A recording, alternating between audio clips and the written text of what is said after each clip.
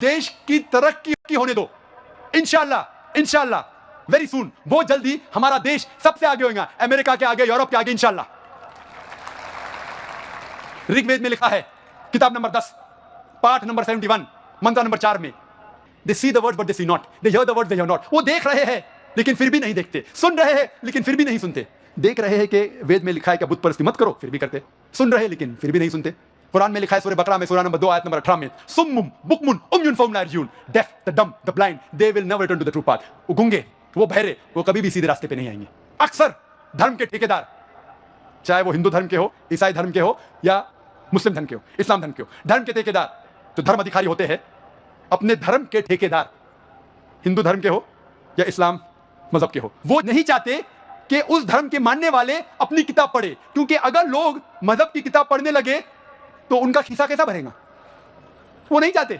इसलिए मैंने एक तकरीर की, क्या कुरान को समझ के पढ़ना जरूरी है, और वहां कहा कि कुरान को समझ के पढ़ना बहुत जरूरी है। सबसे बेहतर है कि अरबी जबान हम जाने ताकि हम डायरेक्ट कुरान को समझ सके। अगर अरबी जबान नहीं जानते तो कम से कम उस जबान में कुरान का तर्जुमा पढ़ो जिस जबान में आपको महारत है। अगर आपको उर्दू जबान पे महारत है तो उर्दू में पढ़िए कुरान मजीद का तर्जुमा, अगर हिंदी जबान पे महारत है तो हिंदी में पढ़िए, मराठी जबान पे महारत है मराठी में पढ़िए, लेकिन कम से कम कुरान का तर्जुमा तो पढ़िए, फिर आपको कोई भी घुमाएगा नहीं।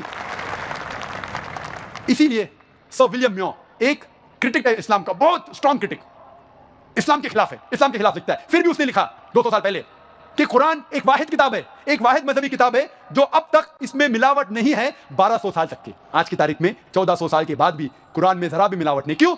एक क्रिटिक, एक इस्लाम का दुश्मन भी लिखता है। क्यों? क्योंकि कुरान नाजिल हुआ है अरबी जबान में, और कम से कम 15 से 20 करोड़ लोग दुनिया भर में अरबी जबान जानते हैं। कोई कुरान में मिलावट कर ही नहीं सकता। 15 से 20 करोड़ इंसान अरबी जबान जानते हैं, लेकिन दिगर मज़ाहिब की किताब जिस लैंग्वेज, जिस जबान में लिखी गई है, वो डेड लैंग्वेजेस है, मरी हुई जबान है। Hardly handful of them know, चंद लोग सिर्फ जानते हैं, तो मिलावट करना बहुत आसान है। इसीलिए मेरी दरखास्त है हिंदुस्तान के गवर्नमेंट से, इस देश भारत के गवर्नमेंट से, हिंदू भाइयों से, कि आप संस्कृत पढ़ो, अपनी किताबों का मुताला करो, अपनी हिंदू धर्म की किताबों का मुताला करो, वेद पढ़ो जो सबसे अहम किताब है, और फिर जानो उसमें क्या लिखा है। और आज हम ये वादा करें हिंदू भाइयों, मुसलमान भाइयों, कि हम कम से कम, इख्तिलाफ तो है हमारे मजहब में, मैं ये नहीं कह रहा हूं कि इख्तिलाफ नहीं है, इख्तिलाफ तो है, हिंदू धर्म और मजहब इस्लाम में है, उसको छोड़ दे। कम से कम जो चीज यकसा है हिंदू धर्म और मजहब इस्लाम में, कम से कम उसके ऊपर अमल करे, कम से कम वो चीज अमल करे जो यकसानियत हिंदू धर्म और मजहब इस्लाम में है। इन दोनों धर्मों मजहबों में लिखा हुआ है कि भगवान खुदा एक है, खुदा का कोई भी बुद्ध नहीं है, कोई भी प्रतिमा नहीं है, उसका अवतार नहीं है। हम खुदा के पैगंबरों में माने, और आखिरी पैगंबर मोहम्मद सल्लल्लाहु अलैहि वसल्लम में माने, ईमान लेके आए, आखिरत में माने, उस खुदा की किताबों में माने, और ये मान ले कि ये जिंदगी आखिरत के लिए एक इम्तिहान है। इंशाअल्लाह हमारा देश तरक्की करेगा, ये दंगा फसाद बंद हो जाएगा, और हम आखिरत में भी सफलता पाएंगे।